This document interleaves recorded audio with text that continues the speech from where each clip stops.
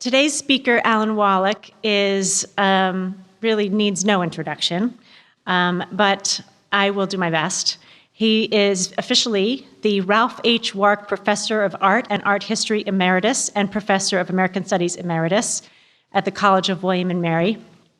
And he has quite a marching parade of credentials, Ph.D. from Columbia, MA from Columbia, BA from Columbia in mathematics, little known fact, and has earned so many awards and done so many incredible, important publications, too numerous to list.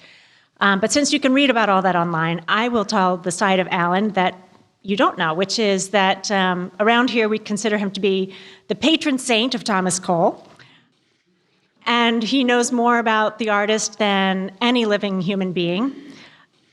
And he has so generously given so freely that expertise to all of our staff and advised us on projects, on texts, making sure our scholarship is at its best.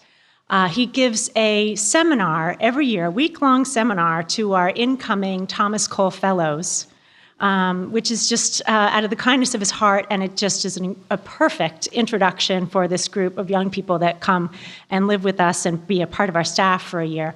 So we're tremendously grateful for Alan. We glow from the reflected brilliance from his mind, and we're so pleased that he could come here today and talk about this series that has become really a kind of a symbol for our times. We've seen it in every publication referenced by numerous artists and politicians. So he said he's actually found something new to tell us about it, so we're fascinated. So please welcome the wonderful Alan Wallach.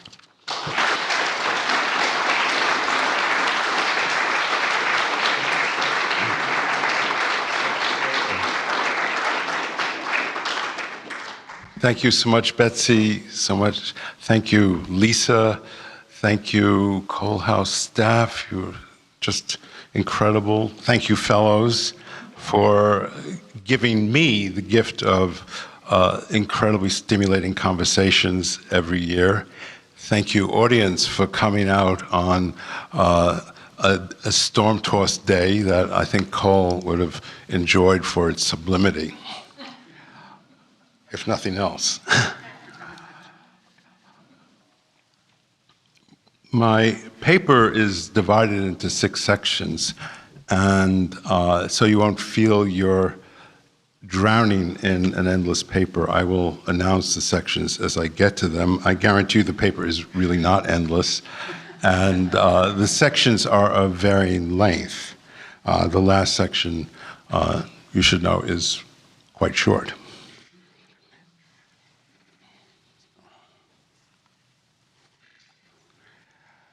No doubt many of you, probably most of you, are familiar with Thomas Cole's Course of Empire, series of 5 paintings now in the New York Historical Society, depicting the rise and fall of an ancient empire. Cole's initial idea for the series dates to 1828 or 1829, but it was not until 1833 that he found a patron in Luman Reed, a retired New York merchant whose recently completed Greenwich Street mansion incorporated a large 2-room gallery on its 3rd floor. Earlier, Cole had approached the Baltimore collector and connoisseur Robert Gilmore, who had provided him with crucial support in the early stages of his career. Gilmore's home was already overflowing with paintings, and as he told Cole, he had no interest in acquiring 5 large allegorical canvases. Gilmore enjoyed the advantage of inherited wealth and the trappings of gentility, epitomizing a fading Federal-era ideal of gentlemanly virtue, which is, I think, captured somewhat in this portrait by Thomas Sully, who copied a portrait of Gilmore done by the eminent British portraitist Lawrence. And you can contrast with a much more sort of down-to-earth plebeian Gilmore. So here's Thomas Lawrence's portrait. So by contrast, Reed was self-made, a member of the growing tribe of new money men who were acquiring wealth and political influence during the 1820s and 1830s, and in the process, displacing the traditional planter and merchant aristocracy, as it was called, or upper class, to which Gilmore belonged. Unsure of his taste, Reed sought help from Cole and other knowledgeable acquaintances in planning his gallery. Charles Wilson Peale's Philadelphia Museum, an Enlightenment cabinet of curiosities, very likely influenced their thinking. Peale's museum featured natural history specimens, including the reconstructed skeleton of a mastodon, and also the portraits of the, founding fathers who are placed over here. And he sort of was following a new scientific system of classification. So he begins with birds and, not yet, birds and animals, and at the very top of the whole chain of being are the founding fathers. Following Peale's example, Reed acquired a collection of shells and geological specimens from around the world. To create a patriotic shrine, he commissioned Asher B. Durand to paint portraits of the first 7 presidents. First ones were copies after Gilbert Stuart, but he also painted a portrait from the life of Andrew Jackson, military hero and land speculator who had successfully challenged the East Coast political establishment and had been elected president in 1828. He actually won the popular vote in 1824, but because of an institution we're now very familiar with, he didn't become president in 1824. Unlike Peale, who only occasionally exhibited works of art, Reed made his collection of American landscape and genre paintings the gallery's primary focus. Cole devised a vast allegorical scheme for Reed, comprising perhaps as many as 20 paintings, in addition to the 5 paintings of The Course of Empire, but the artist never had an opportunity to realize his elaborate plan. Reed died unexpectedly in June 1836. Cole completed The Course of Empire the following October and exhibited it in New York in rooms he had rented at the National Academy of Design. Attendance was good during the 9 weeks the series was on display. Cole realized almost $1,000, and the critics, for the most part, proved enthusiastic. Mid-19th century commentators, including James Fenimore Cooper, considered The Course of Empire, in the words of the poet and journalist William Cullen Bryant, as, quote, among the most remarkable and characteristic of Cole's works. Later critics, and we're moving now towards the turn of the century, later critics dismissed it as superficial, garish, and of little interest. Serious scholarly consideration of the series dates to the 1960s, with Howard Merritt's investigation of the genesis of Cole's series and Elwood C. Parry III's Ph.D. dissertation, a study of the pictorial sources for the series that runs nearly 500 pages. Since then, art historians have explored the social, historical, political, and religious contexts for The Course of Empire, analyzed Cole's allegorical conceit, considered literary and artistic precedents, and devoted entire studies to individual paintings in the series. Section 2, the series. Examining the paintings in order, the viewer observes the epic, as Cole's contemporaries often put it, of a civilization's rise and fall. Although the viewpoint varies throughout the series, the setting, a natural harbor surrounded by hills and mountains, remains the same in each painting. In the distance, and you may be able to pick this out in even these small reproductions. In the distance, a rock is perched atop a cliff, a symbol of nature's immutability compared with the cycles of human history. Individual scenes contrast with one another.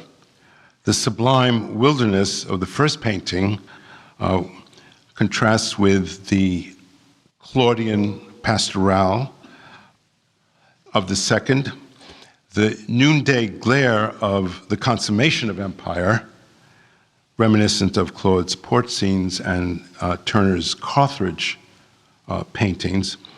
These contrast with the storm and chaos of destruction. Each painting is a self-sufficient composition, and as Parry discovered, each is filled with myriad details drawn from a vast repertory of printed and painted images. Consequently, the viewer tends to oscillate between experiencing the series as an epic spectacle and becoming absorbed in the individual paintings. Close attention reveals subtle connections between paintings. This destruction contrasts with the melancholy tranquility of desolation. Okay, so close attention reveals numerous subtle connections between paintings. For example, in the pastoral or Arcadian state, Clotho, youngest of the three fates, spins the thread of life and thus the empire's destiny. In Consummation of Empire, two boys fight over a toy ship, the older, the bully, sort of sinking the other one's toy ship. Two boys fighting over a toy ship anticipate the violent warfare of destruction. In accord with academic theory, the Course of Empire was meant to illustrate universal truths. For this reason, Cole did not focus his allegory on a single historical example, but instead created a generic sea-based empire, an eclectic combination of ancient Greece and Rome, with a number of crucial details thrown in to suggest the wider validity of cyclical theory.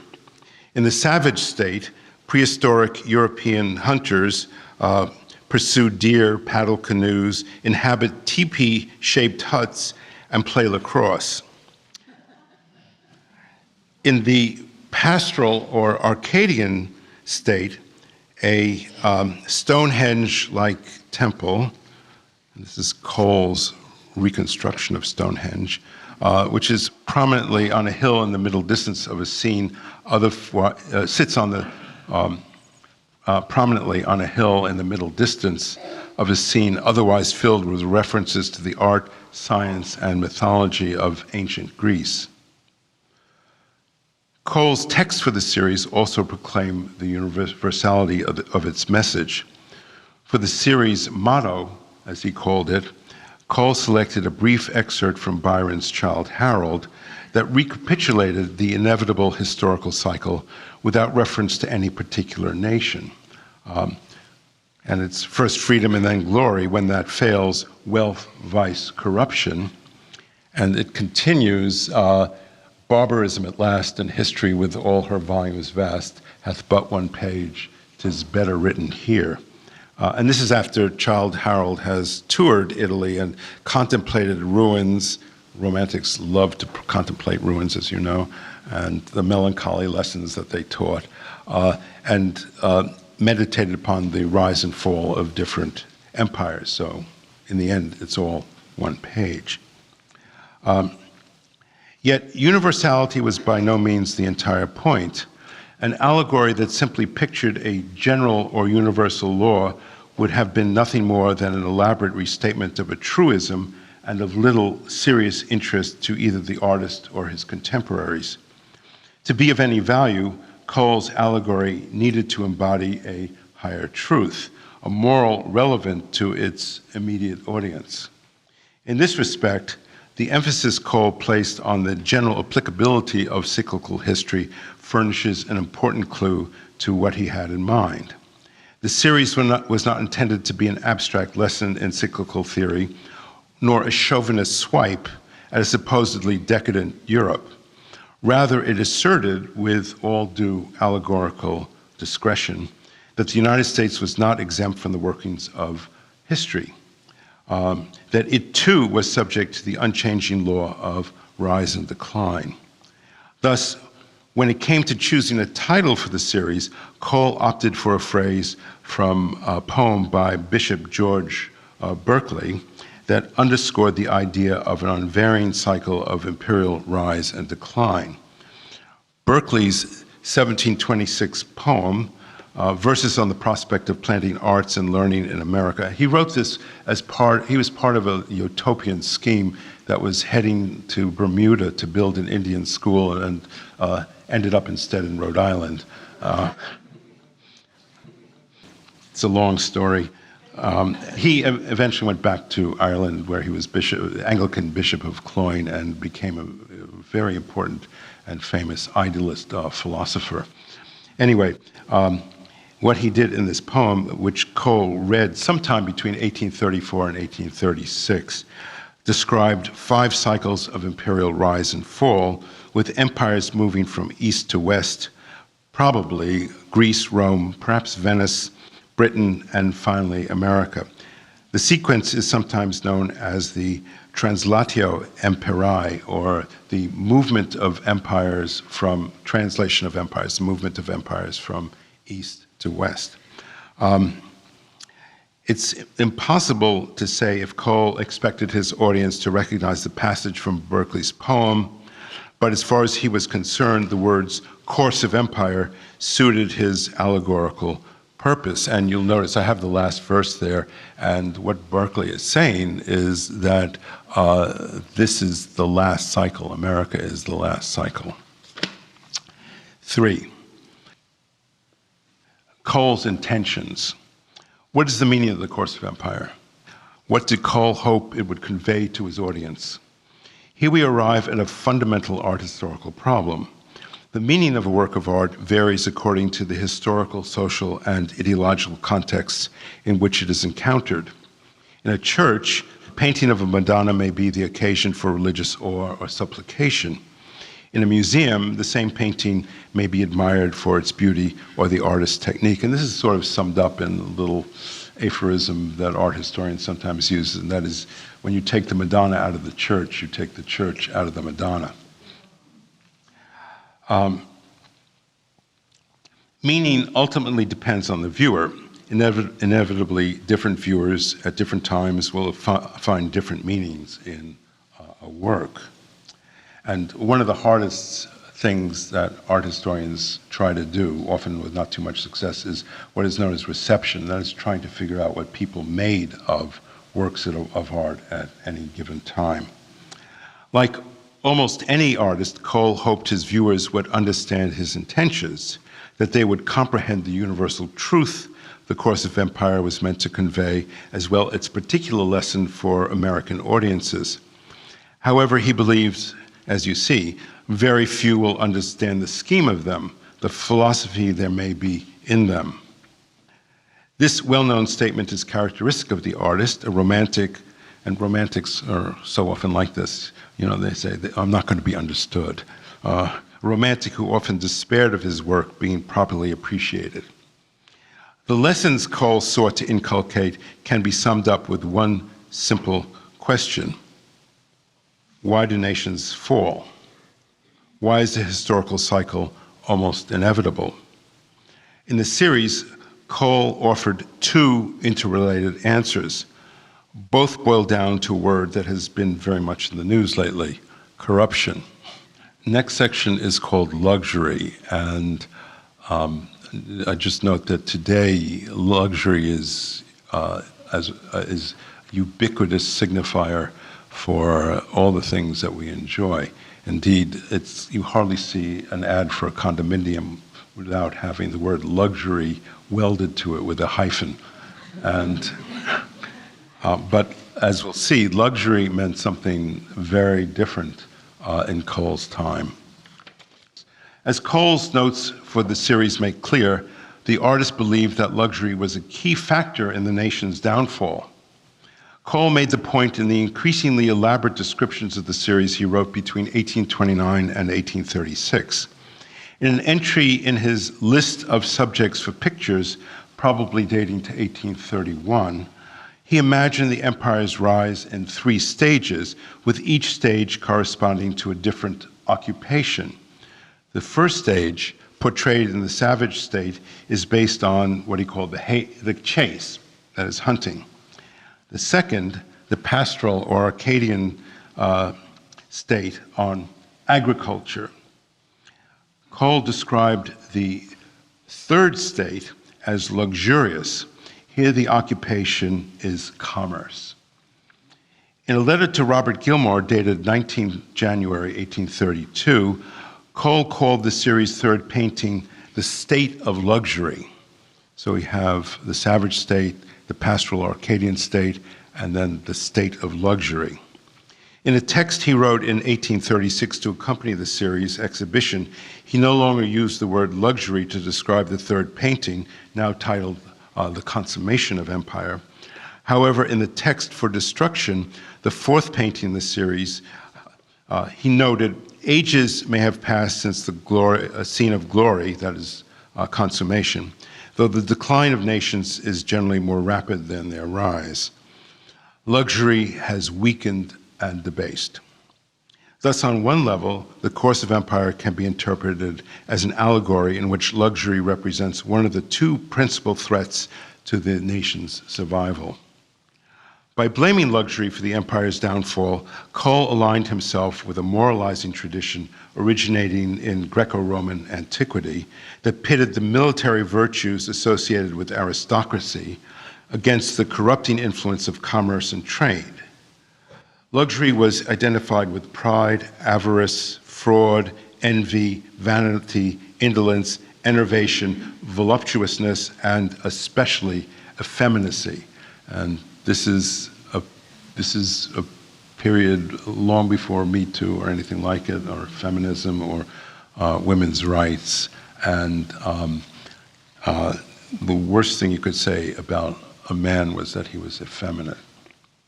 In his widely read Sketches of the History of Man, which was published in 1774, Henry Home, Lord Kames, an outspoken traditionalist, summed up the age-old argument against luxury.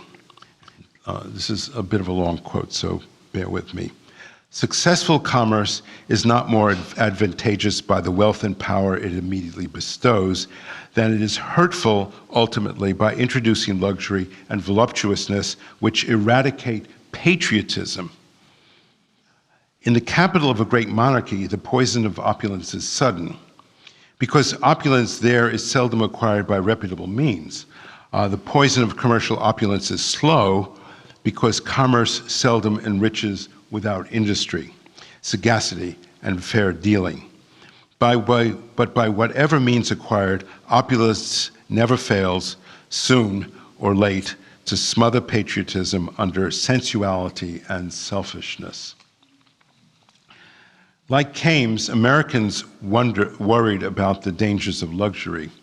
In 1784, George Washington, in a letter to Benjamin Harrison, observed that, quote, "From trade our citizens will not," he italicized the words, "our citizens will not be restrained, and therefore it behooves us to place it in the most convenient channels under proper regulations, freed," and again italicized, "as much as possible from those vices which luxury, the consequence of wealth and power, naturally introduce."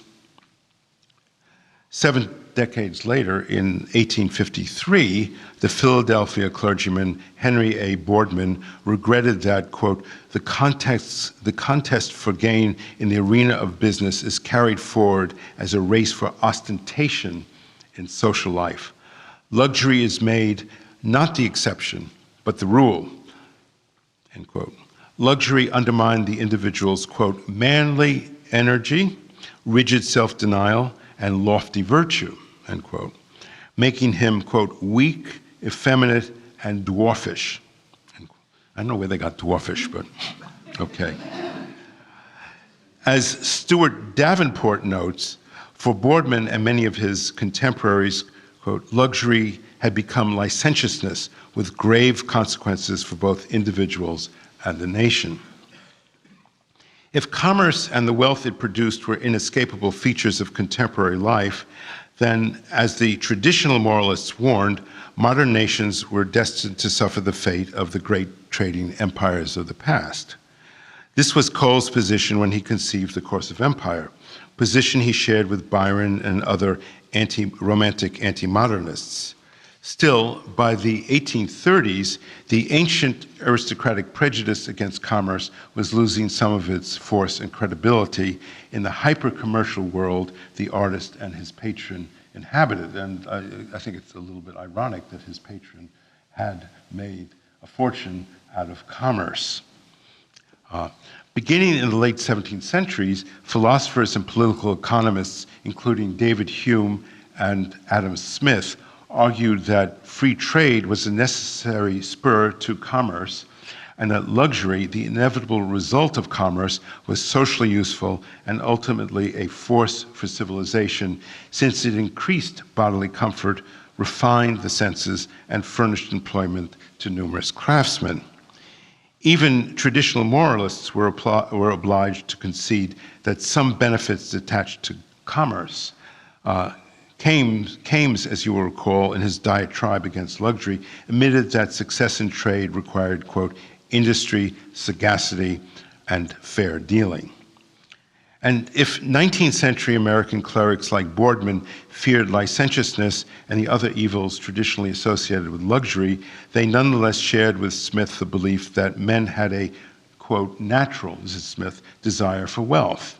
Indeed, they conceded that an absolute prohibition of luxuries, as Boardman himself wrote, would, quote, have a most disastrous influence upon the well-being of mankind because it would leave thousands without work.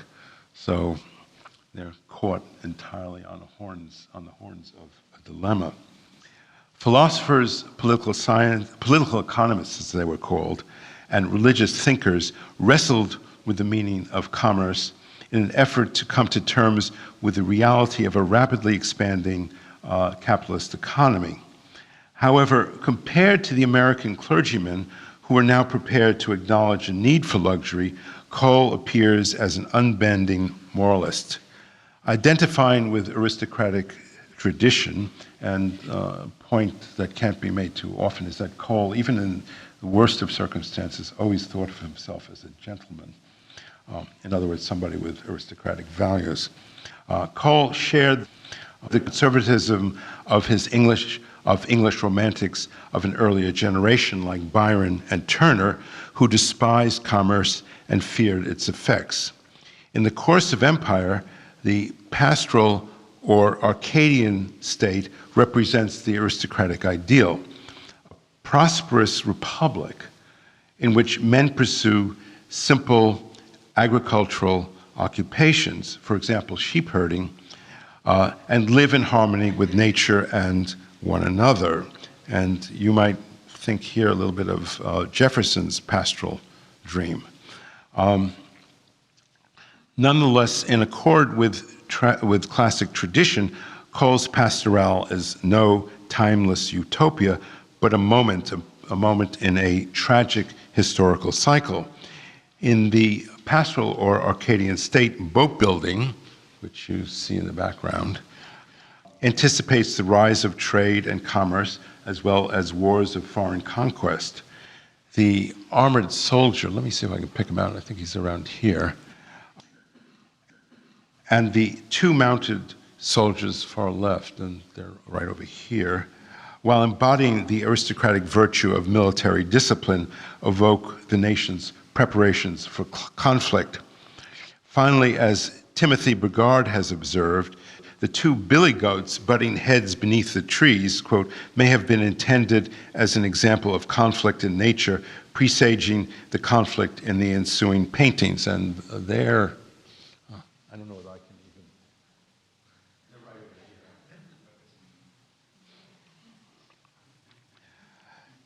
In the consummation of empire, we see the nation in its glory, but we know from the series motto that wealth leads to vice and vice to corruption.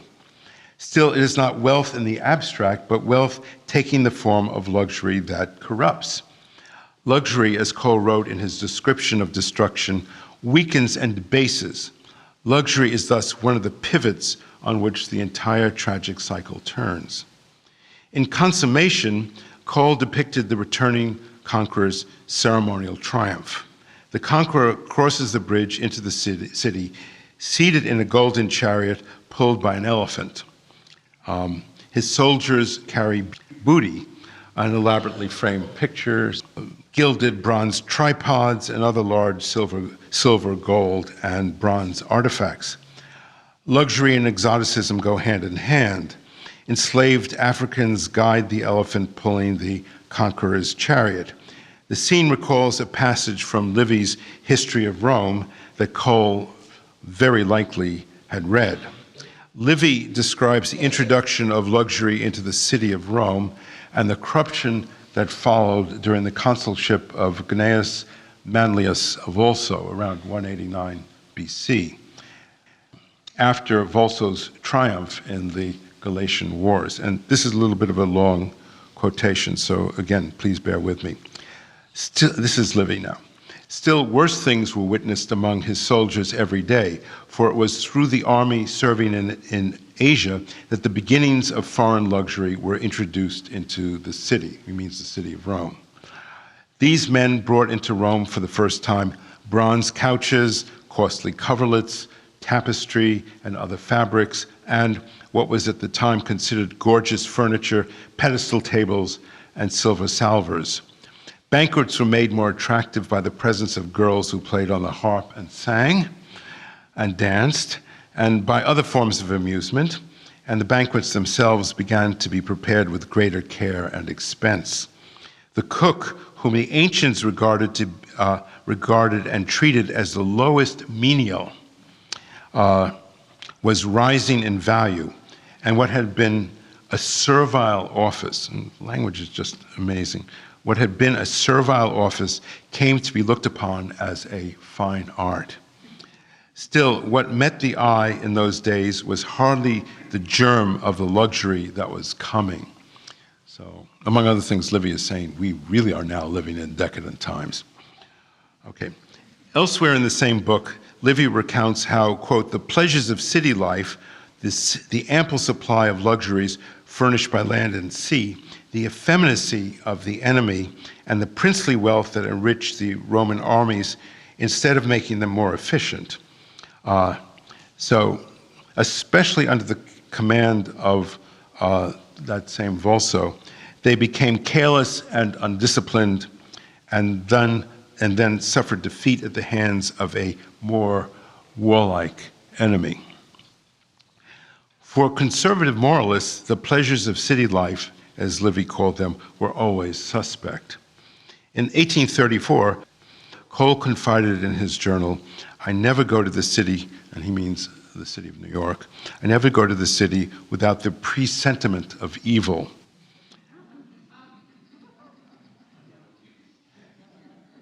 A year later, he wrote Reed, only half in jest, that in Consummation, he was constructing a city a la mode New York. Urban pleasures required luxury, which in turn produced enervation and effeminacy. Cole spelled out the lesson not only in the narrative sequence in which consummation is followed by destruction, but also in a crucial passage in Consummation itself. In the lower right foreground of the painting, a queen-like figure holding a scepter sits on an elaborately gilded throne and presides over the terrace that opens out in front of her. Her immediate court consists of elegantly dressed women, one of whom consults with her. Men and boys occupy the terrace's lower level. The two boys fight over a toy ship in the fountain, as we've seen. A gray-bearded man studies a scroll, while two younger men, along with two soldiers at the far edge of the terrace, look towards the conqueror's triumph. Luxuries abound. Rich hangings adorn the buildings adjacent to the Queen's throne.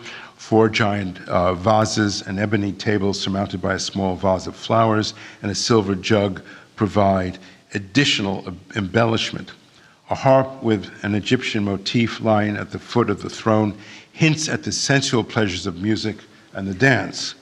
In the realm of luxury, women hold sway, a point called underscored with the caryatid figures in the building immediately behind the terrace, here and here and here.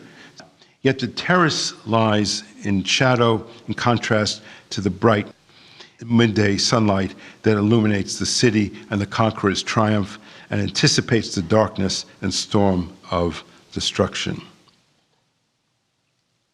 Why do republics fail?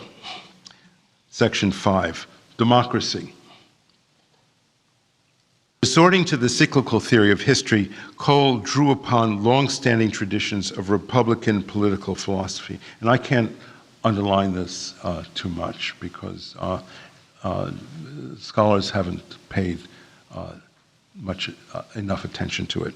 Anyway, Republican ideology played a key role in shaping the United States political culture, but the ideology was, as the historian Gordon Wood has observed, quote, essentially backward-looking, rooted in a traditional aristocratic aversion to commerce. Commerce could lead to excessive accumulation of wealth. It could also lead to the corruption of the political process and the rise of demagogues and tyrants. In classical Republican theory, and this takes us all the way back, say, to Machiavelli, in classical Republic, who was actually a serious philosopher, not just as he's now thought of, a schemer or a teacher of schemers. In classical Republican theory, wealth, democracy, and tyranny went hand in hand. And I'd just like to underline this. Wealth, democracy, and tyranny went hand in hand. The founding fathers, traditional Republican thinkers, believed that democracy meant the arbitrary and despotic rule of the masses and the abridgment of basic liberties. As the historian Richard Hofstadter long ago pointed out, the fear of what Madison described as, quote, the superior force of an interested and overbearing majority haunted the founding fathers. Past republics had, in Hamilton's words, oscillated, quote, between the extremes of tyranny and anarchy. The men who had overthrown the liberties of republics had, quote, begun their career by paying an obsequious court to the people, commencing demagogues and ending tyrants, end quote. The constitutional measures the founders lauded in their writings were attempts to guarantee the future of the United States against what they called the turbulent political cycles of previous republics. The founders' arguments, along with the fears that prompted them, lived on into the 19th century. Writing in 1838, Philip Hone, a New York merchant and politician, an intimate of East Coast aristocrats such as Daniel Webster and Samuel F.B. Morse, and perhaps not coincidentally, one of Cole's early patrons, expressed the fear that if the Whig Party failed to prevail over the radical Democrats, or as he called them, loco-foco Jacobins. And the loco-focos were a radical wing of the Democratic Party in the 1830s. Anyway, if the Whigs didn't prevail, quote, this noble country of ours will be subject to all the horrors of civil war. Our Republican institutions, theoretically so beautiful, but relying too much upon the virtue and intelligence of the people, will be broken into pieces, and a suffering and abused people will be compelled to submit to the degrading alternative of Jacobin misrule or the tyranny of a Caesar, a Cromwell, or a Bonaparte. In the course of empire, Cole drew together the strands of the classical Republican argument. The empire rises from its rude beginnings to, quote, the summit of human glory, as Cole wrote in his printed description of the series. In the consummation of empire, a purple-robed conqueror mounted in a car drawn by an elephant and surrounded by captives on foot and a numerous train of guards, senators, etc., end quotes, returns to the city in triumph where he is greeted by an ecstatic populace. The scene reveals, in Cole's words, quote, the highest meed of human achievement and empire, but the empire, as we know, is doomed. For Cole, the tragic historical cycle, like the cycles of nature, was predetermined, but unlike natural cycles, it could be retarded or postponed. A republic might manage to preserve itself uncorrupted for a long period of time, as many American political thinkers hoped. Indeed, Cole indicated as much at the end of an essay entitled Sicilian Scenery and Antiquities, which he published in the Knickerbocker in 1844. Quote, we see that nations have sprung from obscurity, risen to glory, and decayed. Their rise has in general been marked by virtue, their decadence by vice, vanity, and licentiousness. Let us beware. But this was not the only moral to be drawn from the course of empire. It could also be read as a more pessimistic commentary on America's present and future.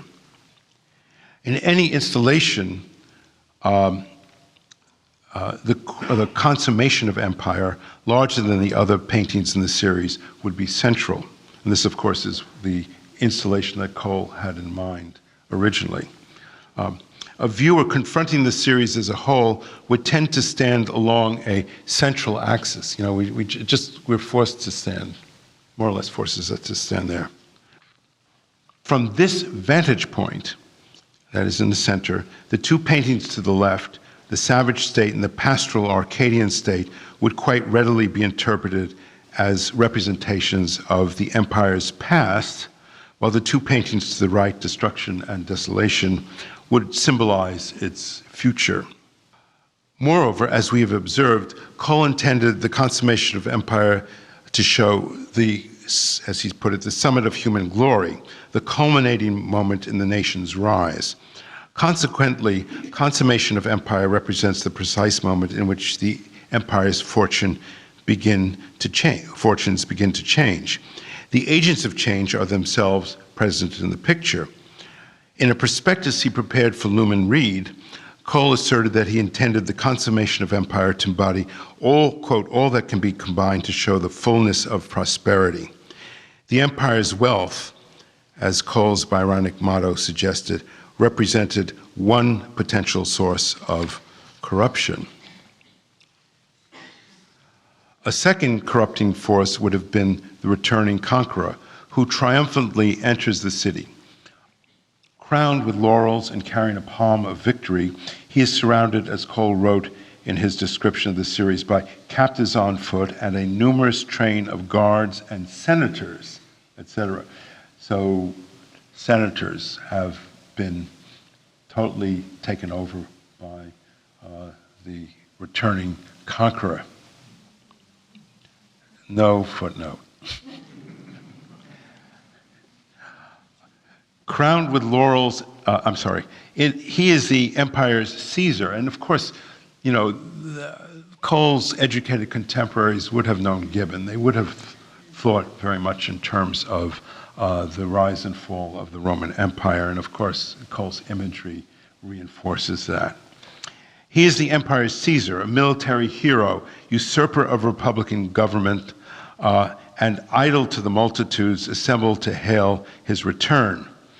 Many among Cole's audience would have recognized in the figure of the conqueror a barely veiled allegory of Andrew Jackson.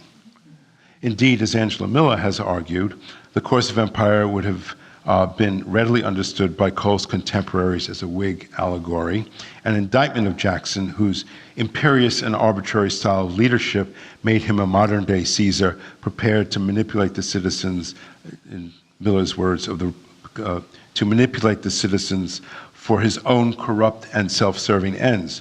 To many Whigs, Jackson threatened the delicate balance of Republican consensus.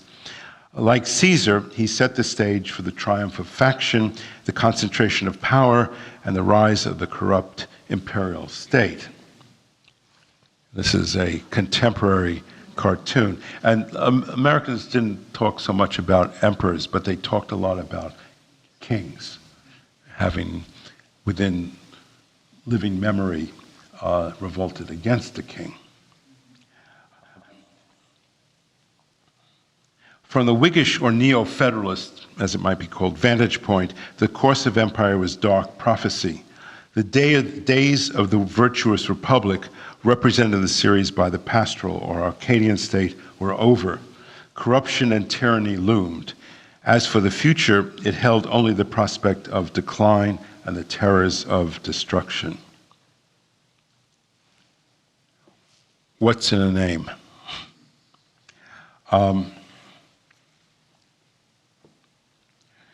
We have shown that Cole hoped to instill two interconnected lessons about corruption. The first linked to a traditional belief in luxury undermining Republican virtue. The second, how a Caesar-like military hero, a demagogue and would-be tyrant, could excite and manipulate the masses in his effort to transform the Republic into a tyrannical imperial state. At this point in our attempt to sort out Cole's intentions, we might ask, which of these two lessons, the moral or the political, took precedence? I believe the name Cole finally arrived at in Consummation of Empire furnishes us with an answer. Here I must make a confession. I have been thinking about the course of empire for a very, very long time. And yet only recently did it occur to me to ask why Cole chose to call the third and most important painting in this series Consummation. Anybody have an answer? I'm not alone. To my knowledge, no one has raised this question, and yet it now seems to me crucial. So, what's in a name?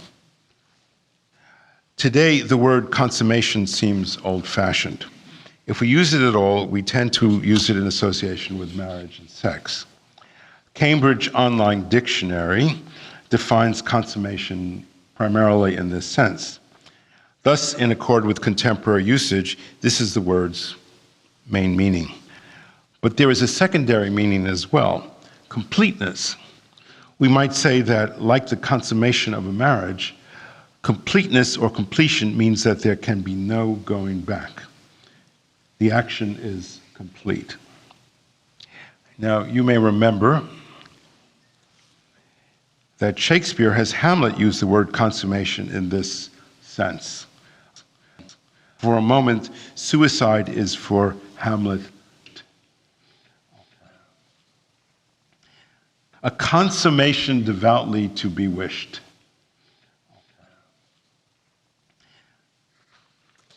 I would add that while consummation is rarely used today, it was far more common in Cole's time. Google is sometimes so helpful.